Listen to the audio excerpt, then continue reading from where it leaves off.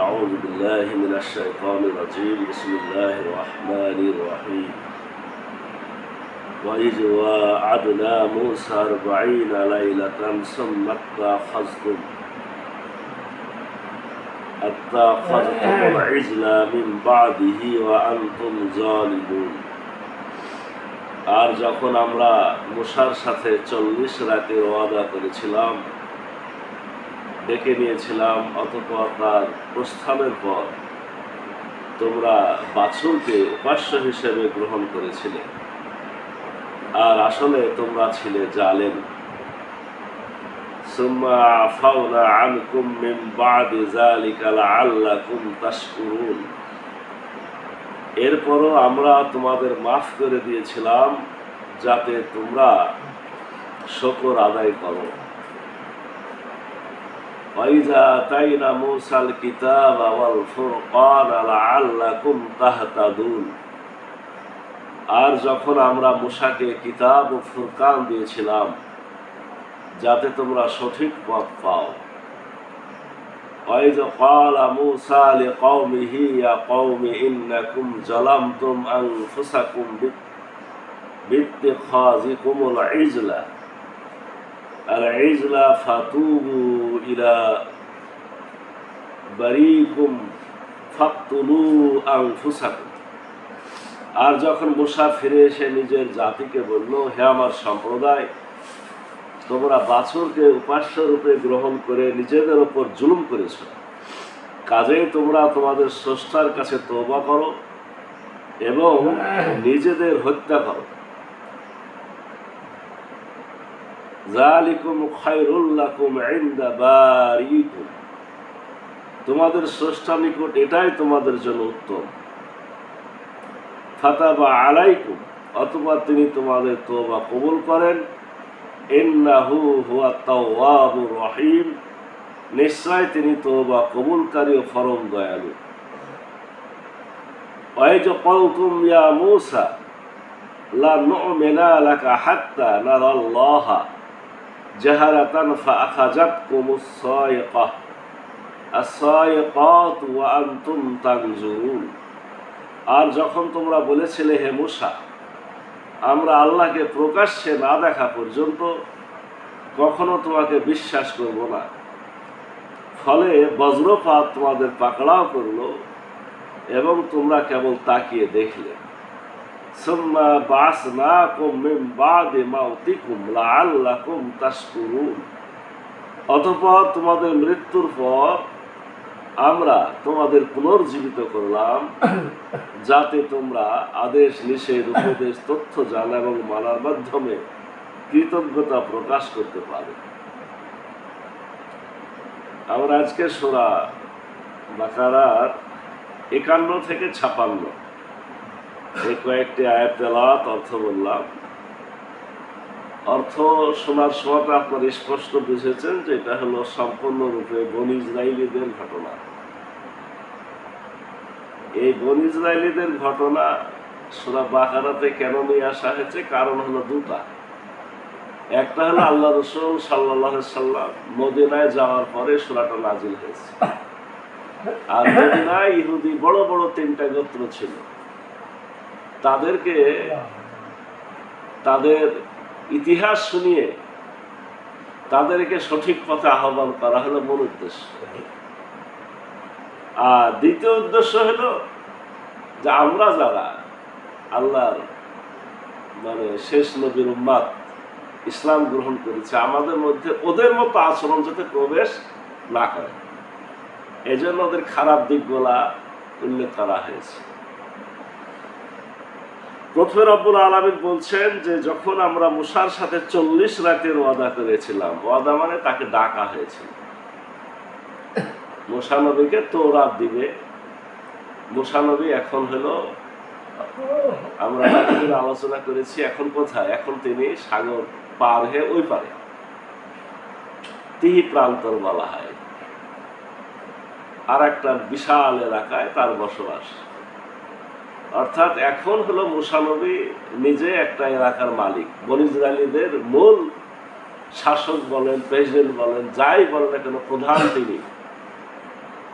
তো যখন উনি এতদিন তো ফেরাউনের দেশে ছিলেন, এখন নিজের দেশে, সেটা ফাঁকা জায়গা হোক আর মাঠ হোক আর যাই হোক, তো এই জায়গাতে থাকলে বনি ইসরায়েলদেরকে আইন কানুন বিধান দিয়ে পরিচালনা করতে হবে না? তো যুগে যুগে মুসলমানদের চলার বিধান হলো আল্লাহর দেওয়া হেদায়েত গ্রন্থ। তা আমাদের জন্য যেমন কোরআন, তাদের জন্য ছিল তৌরাত। এখন যেহেতু মুসা নবী তাদেরকে পরিচালনা করবেন, তাদেরকে পরিচালনা করার নিমিত্তে তৌরাত কিতাব দিতে হবে। এজন্য রব্বুল আলামিন মুসা নবীকে ডাকলেন যে তুমি আসো তুর পাহাড়ে, এসে এই তৌরাত নিয়ে যাও। কোনো কোনো তাফসিরে আছে যে তাকে ডাকা হয়েছিল 30 দিনের জন্য, পরবর্তীতে আরো 10 দিন বৃদ্ধি করা হয়েছিল, মোট 40 দিন। এই 40 দিন ছিল আপনার জিলকদ মাসের গোটাটা, জিলহজ মাসের 10 দিন, মানে জিলকদ মাসের 1 তারিখ থেকে 30, আর ওদিকে জিলহজের 2, হলো মোট 40 দিন। মুসা নবী 40 দিনের জন্য গেলেন। যাওয়ার সময়ে দায়িত্ব দিয়ে গেলেন বড় ভাই হারুনকে। হারুনকে আল্লাহ নবী করেছিলেন, তার বড় ভাই। হারুন হলেন নবী আর মুসা নবী হলেন আপনার রসুল। এ হলো পার্থক্য, দুজনের মধ্যে মর্যাদাগত পার্থক্য। মুসা নবীর ছোট ভাই হলো রসুল, আর বড় ভাই হলেন হারুন নবী। অর্থাৎ মুসা নবীর কিতাব দেখেই তাকে দেশ চালাতে হবে। এখন এই হারুন আলাইহিস সালাম এই দায়িত্ব তিনি পরিচালনা করছেন। আপনার গেলেন উনি বলে আমি 40 দিনের জন্য গেলাম। এরা একা একা ভাবলো যে এতদিন কি আর লাগে, তাহলে 20 দিন 20 রাত হবে, মানে 20 দিন 20 রাত মিলে 40 দিন। তো তারপরে 20 দিন যখন পার হয়েছে, বলছে যে এই তো মুসা নবী হারায় গেছে, মুসা নবী আর নাই, এখন আমরা কিভাবে চলবো? হারুনের উপরে চাপাচাপি। এই সুযোগে শয়তান একজনকে প্ররোচিত করলো, যার নাম ছিল সামেরী। সামেরী নামক একজন ব্যক্তি, বনী ইসরায়েলদের একজন জ্ঞানী লোক। তো জ্ঞানকে মানুষ হয় ভালো কাজে লাগায়, না হলে খারাপ কাজে লাগায়।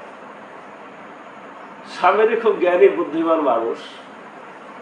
জিবরিল আমিন যখন এই যে আমরা সাগর পার হলো, সাগর পার হলে কোথায় মুসা নবী কতদূর যাবেন সেটা তো পরিচালনা করেছে জিবরিল আলাইহিস সালাম।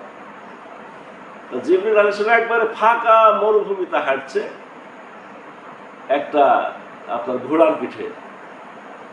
তো এই ঘোড়ার পা যেখানেই পড়ছে সে জায়গাটা সবুজ হয়ে যাচ্ছে, সে জায়গাতে ঘাস বের হয়ে যাচ্ছে। এটা আল্লাহর নিদর্শন। এখন এই সামেরী ভাবলো যে এর মধ্যে তো একটা বিশাল কিছু আছে, জাদু টাদু আছে। কিছু মাটি আপনার ওই যে জায়গাতে পা পড়লো জিবরিল আমিনের ঘোড়ার পা, ওই মাটিটাকে তুলে নিয়ে নিজের কাছে রেখে দিল। এই মাটিটা তার কাছে ছিল। এবার কি ঘটলো? এদিকে মুসা নবী নাই, হারুন আলাইহিস সালাম আছে। এখন এই বলল যে বনী ইসরায়েলের লোকেরা যে মুসা নবী তো চলে গেলেন, একটা তো সমস্যা হয়েছে। সমস্যাটা কি? আমাদের কাছে তো ফেরাউনদের কিপ্তিদের অনেক সোনা দানা আছে, আমরা আসার সময়তে তাদেরকে দিয়ে আসতে পারিনি। অনেক কিছু তাদের জিনিস আমাদের কাছে থেকে গেছে। আমাদের উম্মতের জন্য এটা গনিমত, কিন্তু তাদের জন্য এটা গনিমত ছিল না, এটা তারা গ্রহণ করতে পারবে না, এটা হারাম ছিল।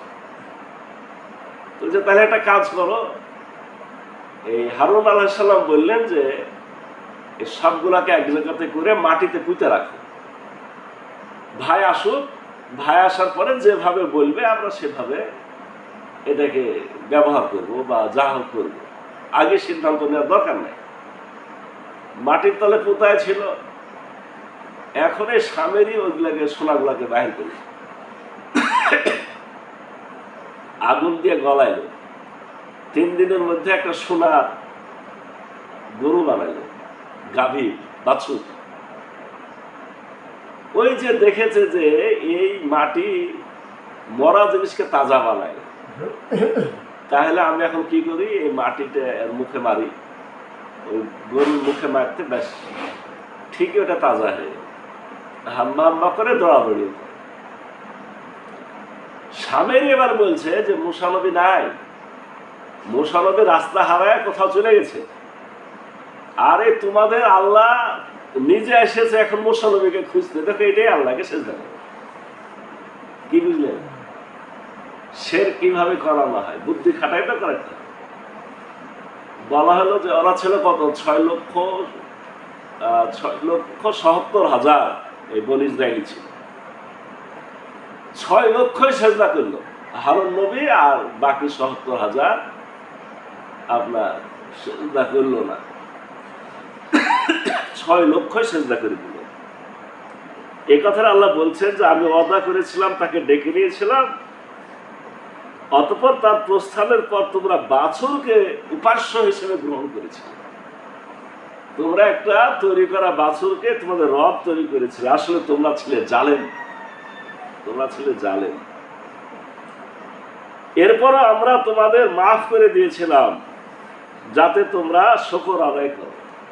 এই ঘটনার পরও তাদের মাফ করা হয়েছে। মাফ কিভাবে করা হলো তার ইতিহাস পরে এসেছে। সেটা হলো যে আপনার মুসা নবী ফেরত আসলো, ফেরত আসার পরে দেখছে এই ঘটনা। তখন তো সে বড় ভাইকে মারতে গেল যে তুমি থাকতে কাজ কি করে হইলো, এরা তো সব জালেম হয়ে গেছে, এরা তো শিরক করেছে, এরা তো ধ্বংস হয়ে যাবে। তার হাতে যে তৌরাত কিতাব ছিল, তৌরাত কিতাব হাত থেকে পড়ে গেল। মানে এত তার মানে ভারসাম্য হারায় ফেলল মুসা নবী। শেষ পর্যন্ত আপনার নির্দেশনা যেটা আসলো সেটা যে নিচে শেষে বলা হয়েছে, আর যখন আমরা মুসাকে কিতাব ও ফুরকান দিয়েছিলাম যাতে তোমরা সঠিক পথ পাও। আমাদের জন্য ফুরকান হয়েছে কোরআন, সত্য মিথ্যার পার্থক্যকারী, আর মুসা নবীকে দেওয়া হয়েছিল তৌরাত, সেটা হলো সত্য মিথ্যার পার্থক্যকারী। মুসা নবী ফিরে এসে নিজের জাতিকে বললে, হে আমার সম্প্রদায়, তোমরা বাছুরকে গ্রহণ করে নিজেদের উপর জুলুম করেছো, কাজেই তোমরা তোমাদের স্রষ্টার কাছে তওবা করো এবং নিজেদের হত্যা করো। বনী ইসরাইলীদের আইন কানুন খুব শক্ত ছিল। দেখেন বলছে যে তওবাও করতে হবে, আবার বেঁচে থাকা যাবে না, নিজেরা নিজেদেরকে হত্যা করতে হবে, নিজেরা নিজেদেরকে হত্যা করতে হবে, তাহলে আল্লাহর কাছে মাফ পাবে। আল্লাহ মাফ করো করো করতে হবে, আবার নিজেকে হত্যাও করে ফেলে দিতে হবে। কোরআনে স্পষ্ট কথাটা আসছে। তো ওরাই কাজ শুরু করলো, কি আর করবে, ওরা অনেকে ভুল বুঝলো, ভুল বুঝে এই নিজেদের হত্যা করা যখন শুরু করলো, তখন আপনার মুসা নবী আবার চিন্তায় পড়ে গেল, আল্লাহর কাছে কান্নাকাটি করা শুরু করলো। এইভাবে যদি সবাই মরে যায় তাহলে আমার তো জাতি শেষ হয়ে যাবে। শেষ পর্যন্ত মুসা নবী বলল যে সব গোত্র থেকেই একটা কাজ করো, সব গোত্র থেকে 6 জন করে লোক দাও। আমি সব গোত্রে 6 জন করে নেতা নিয়ে, ওদের 12টা গোত্র ছিল, আমরা আল্লাহর কাছে আবার যাই। আল্লাহর কাছে যে সরাসরি তার কাছে বিধান শুনি বা আমাদের জন্য মাপ চাই। এভাবে মরে গেলে তো আমরা শেষ হয়ে যাবো। এবার আপনার সবাই মিলে মানুষ লাগবে ৭৭ জন লোক, কিন্তু 6 জন করে নিলে কতজন হয়? 72 জন হয়। ঘুমালে তো কথা ছাড়িয়ে দিতে হবে। 6 জন করে নিলে কতজন হয়? 72 জন হয়। তো 72 জন লোক নিয়ে মুসা নবী যাওয়ার কথা ৭৭ জন, হয়ে গেছে 72 জন। তো মুসা নবী বললো যে 72 জন তো যাওয়ার অনুমতি নেই, ৭৭ জন। তোমরা 2 জন যে কোনো ইচ্ছা নিজ ইচ্ছাতে মানে থেকে যাও, এই 72 জনের মধ্যে থেকে যে কোনো 2 জন থেকে যাও। যে 2 জন থেকে যাবা তাদেরকে আমি আল্লাহর কাছে আরো বেশি সম্মানের জন্য দোয়া করব।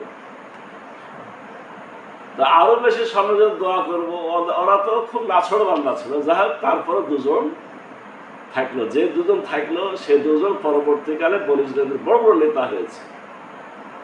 কেউ কেউ বলে তারাও নবী হয়েছে। একজন নাম ইউসা ইবনে নুন, আর আরেকজন নাম ইউকান্না। এই 2 জন থেকে গেল, বাকি ৭৭ জনকে নিয়ে তারা আল্লাহর কাছে গেল। রব্বুল আলামিন কাছে তারা কথা বলল, আপনার তাদের কথা শুনল, রব্বুল আলামিন তাদের কথা শোনার পরে তাদের তওবা কবুল করল। এটাই বলা হচ্ছে যে তোমাদের স্রষ্টার নিকট এটা তোমাদের জন্য উত্তম, অতঃপর তিনি তোমাদের তওবা কবুল করেন, নিশ্চয় তিনি তওবা কবুলকারী ও পরম দয়ালু। আর যখন তোমরা বলেছিলে হে মুসা, আমরা আল্লাহকে প্রকাশ্যে না দেখা পর্যন্ত কখনো তোমাকে বিশ্বাস করব না। এখন দেখেন যে মুসা নবী যখন গেল, মুসা নবীকে একটা বড় মেঘের মতন কিছু একটা ঘিরে ফেলল, এবং সে জায়গাতে তারা শুনতে পাচ্ছে যে মুসা নবী আর আল্লাহর সাথে কথা হচ্ছে। মানে এই দুনিয়া থেকে তো আল্লাহকে দেখা যাবে না,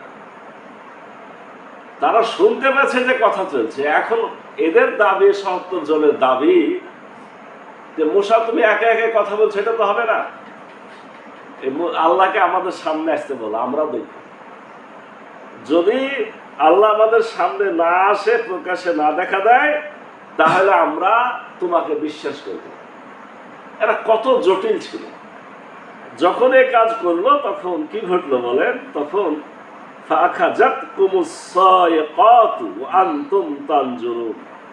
হঠাৎ একটা বজ্রপাত তাদের পাকড়া করলো এবং তোমরা কেবল তাকিয়ে দেখলে। হঠাৎ এক বজ্রপাত এসে মানে সবাই কিন্তু মারা গেল, ৭০ জন আবার শেষ। সর্বশেষ আয়োজিত করেছে সোম্মা বাস নাকুম, অতঃপর তোমাদের মৃত্যুর পর আমরা তোমাদের পুনরুজ্জীবিত করলাম, মিন বাদে মাউতিকুম লাআল্লাকুম তাশকুরুন, যাতে করে তোমরা শুকরিয়া আদায় করো। ওখানে ৭০,০০০ হত্যা জায়েজ হয়ে গেছিল। এই ৭০,০০০ লোক নিজেকে হত্যা করতে করতে তারা কেউ মুসা নবী আল্লাহর কাছে দোয়া করে বাঁচায় নিল। আবার এখানে দেখেন এরা ৭০ জন নেতা, ৭০ জন নেতা কিন্তু সরাসরি আল্লাহর কাছে গেছে। তাদের কত সৌভাগ্য! আল্লাহর কাছে যায় যখন তেড়ামো করছিল, আল্লাহ তাদেরকে সবাইকে হত্যা করে ফেলল, আকাশ থেকে বজ্রপাত হয়ে সব মারা গেল। এখন মুসা নবী আবার চিন্তায় পড়ল যে এরা তো নেতা, আমি একাই যদি এখন ফেরত যাই, আমার জাতির লোকে কি জবাব দেব? সব নেতারাই মরে গেল। আবার রব্বুল আলামিন আল্লাহর কাছে, এই মুসা নবী আল্লাহর কাছে আবার দোয়া করা, কান্নাকাটি করা, আল্লাহ ফিরে দাও। শেষ পর্যন্ত রব্বুল আলামিন আবার এখানে স্পষ্ট লেখা আছে যে মরার পর তাদেরকে আবার তাজা করা হয়েছিল। মিন বাদে মাউতিকুম, মরার পরে তাজা হয়েছিল, লাআল্লাকুম তাশকুরুন, যাতে তোমরা শুকরিয়া আদায় করো। তাহলে ওখানেও বলতে পারেন মরার পর তাজা, এখানেও মরার পরে তাজা। মানে এত বড় সুযোগ তো অন্য কোনো জাতিকে, আমাদের রসুলকে শুনেছেন কোন এরকম সাহাবী মরে গেল, রসুল যাওয়া তাজা করলো, আমাদেরও এরকম সুযোগ দেওয়া হলো, ওদেরকে এত সুযোগ দেওয়া হয়েছে। কিন্তু এই গোটা আয়াতের মূল শিক্ষাটা কোথায়? এত সুযোগ পাওয়ার পরেও বারবার তার আচরণ খারাপ করেছে।